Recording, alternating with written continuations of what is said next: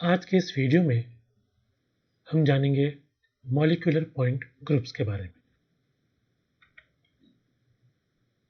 Point group है क्या? किसी भी मॉलिक्यूल में जितने भी सिमेट्री ऑपरेशंस उपस्थित हैं, उन सभी के समूह को मॉलिक्यूलर पॉइंट ग्रुप कहा जाता है। मॉलिक्यूलर पॉइंट ग्रुप से हमें जानकारी प्राप्त हो जाती है कि किसी पर्टिकुलर मॉलिक्यूल में कौन कौन से सिमेट्री एलिमेंट्स और कौन कौन से सिमेट्री ऑपरेशंस संभव है। मॉलिक्यूलर पॉइंट ग्रुप्स को 5 भागों में बांटा जा सकता है: low symmetry point groups, high symmetry point groups, D groups, C groups, S groups. अब हम इन सबका बारी बारी से अध्ययन करते हैं। लो symmetry point groups,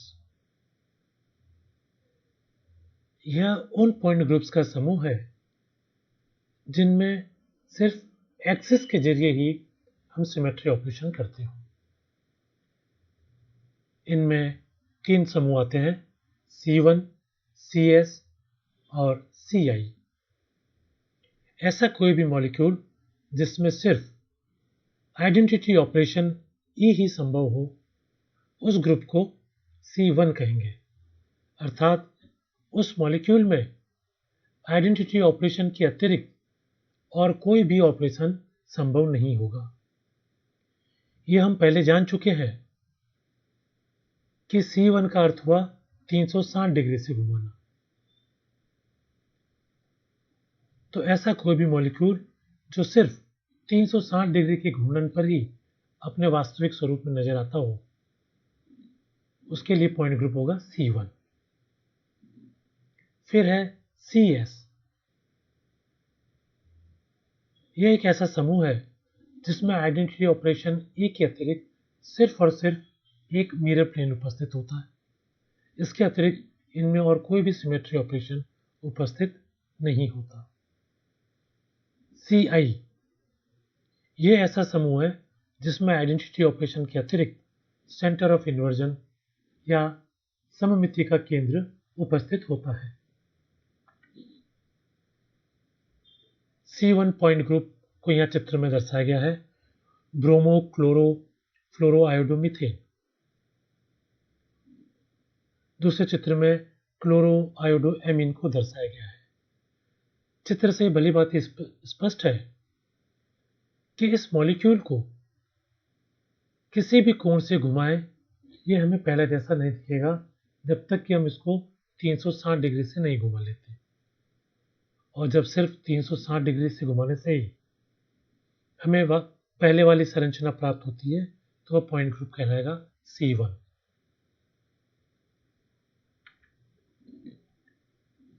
CS point group, इस समूह में एक सिग्मा प्लेन और आइडेंटिटी ऑपरेशन ई उपस्थित होता है। चित्र में दिखाए गए अणु की ज्यामिति को देखने से पता लगेगा कि आइडेंटिटी ऑपरेशन ई के अतिरिक्त इसमें सिग्मा प्लेन, जो कि चित्र में दर्शाया गया, इसके अतिरिक्त और कोई भी सिमेट्री ऑपरेशन उपस्थित नहीं है।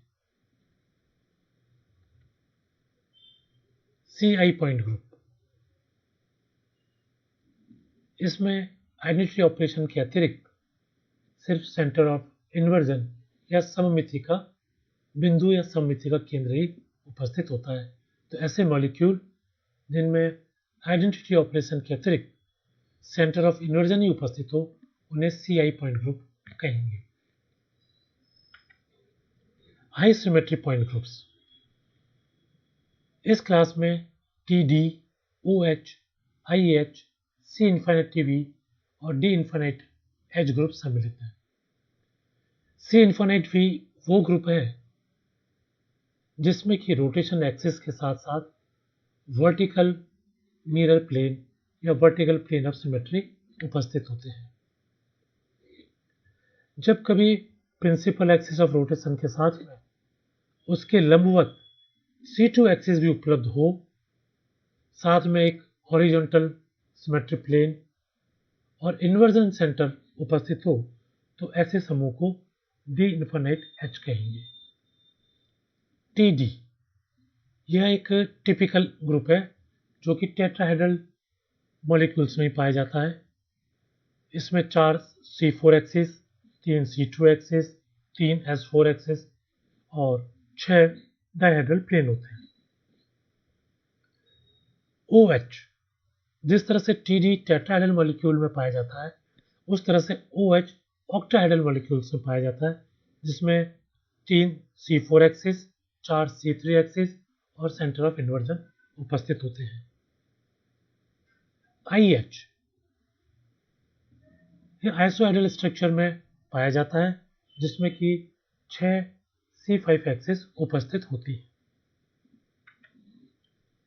डी ग्रुप्स जब कभी प्रिंसिपल एक्सिस ऑफ रोटेशन के लंबवत C2 एक्सिस उपस्थित हो, तो ऐसे C2 की कुल संख्या n के बराबर होगी।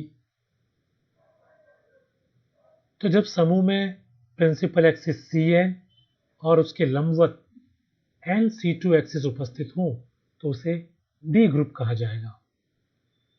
डी ग्रुप को हम 3 भागों में बांट सकते हैं, DNH, DND एंड DN। जब प्रिंसिपल एक्सिस के लंबवत n C2 एक्सिस के साथ में हॉरिजॉन्टल प्लेन हो, तो उसे DNH कहा जाएगा।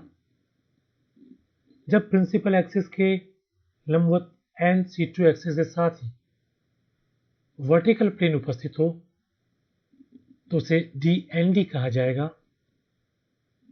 और जब कभी किसी समूह में प्रिंसिपल एक्सिस के साथ में लंबवत n C2 एक्सिस हो और किसी प्रकार का कोई भी तल उपस्थित न हो, तो उन समूह को DN कहा जाएगा।